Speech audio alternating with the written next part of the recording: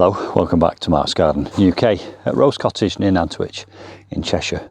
Some 20 months ago, just after I moved into Rose Cottage, I put in this parterre, and in the process of putting the parterre in the front garden at the cottage, I had to move several plants, and some of those plants were very mature. There were two mature rose bushes and there was a very large hydrangea around here.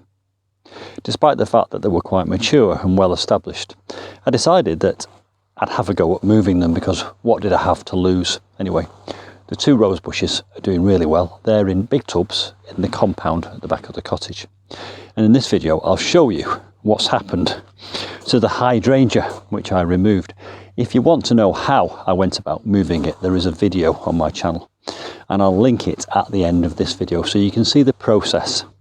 But in essence, what I did was I pruned it right down, and then I took as much soil as possible with me.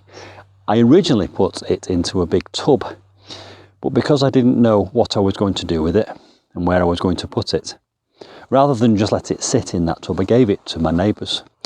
And that's where it is now. We're going to go and visit it in a minute so I can give you a full update on that hydrangea. Now, these are the neighbours who have just hand-built a shepherd's hut on their land. And it's an incredible thing that they've put together there. And if you want to see the shepherd's hut, again, there's a video on my channel, and I'll link that at the end of this video. But let's go next door now and have a look at the hydrangea, which I moved from here, and see how it's getting on 20 months after it was dug up. Now, my neighbours Rod and Vix have several ponies as well. I have about 20 acres of land, and that's where I get all the manure I need for my garden. And I'm going to try a little bit of an experiment later on today.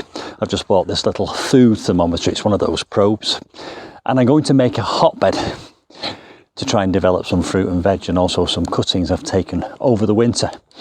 But I'm going to go down there later and stick this in the manure pile and just see what the temperature is like in the centre of the manure pile. Anyway, we're next door now, so let's have a look at the hydrangea.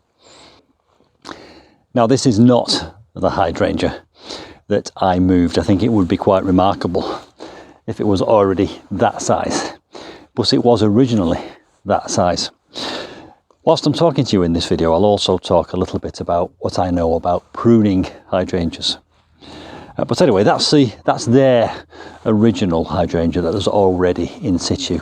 The hydrangea I gave them has been planted in the same border, just down here behind a sundial. And so if I carefully step in to this border without causing too much disruption, I'll be able to show you that plant that they've transplanted here. And I'll bring you in a little bit closer so that you can see how well it's doing. And here it is.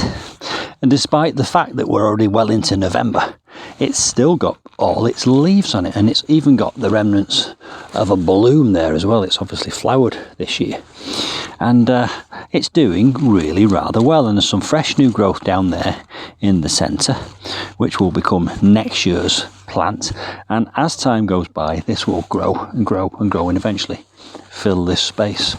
And so you can see that despite the fact that it was a very large, mature, established hydrangea, it's reacted reasonably well to being moved. I can't see any sign of disease on this plant. All I can see is lovely, fresh growth. Now, as far as pruning hydrangeas is concerned, I'll take you back to the bigger version of this and talk to you about pruning. Now, I'm not going to talk to you about how to prune a hydrangea, because if I wanted to talk to you about how to prune a hydrangea, I'd want to demonstrate it. And it's November, which is entirely the wrong time of year to prune a hydrangea. In this video, I'll just tell you when and why. So you don't prune them in November. You wait till mid to late spring when all the frosts have gone. Now, this plant will lose all its leaves over the winter period when it becomes quite cold. We've not even had a frost yet, which is quite strange for November. Look at all these lovely blooms which are still on the plant, and that is good practice. You're supposed to leave those on the plant because they will provide some protection from the frost for the buds which are already forming underneath, and those buds will be next year's blooms. And I'll bring the camera in again a little bit closer to show you those.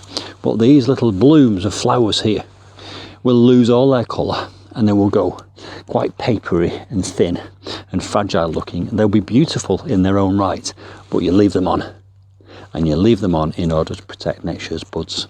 Then you can come around and prune it, and we'll talk about pruning in spring, and I might even come around here and demonstrate on this if Rod and Vix will allow me to do so. But you prune them quite selectively, but we'll talk about that another time. So there we are, an update on the hydrangea, which I moved some 20 months ago.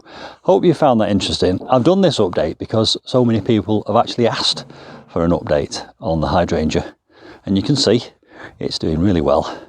And so if you're thinking of moving a hydrangea yourself, have a bit of confidence, watch my other video, and I'll see you soon for some more hydrangea adventures. Bye for now.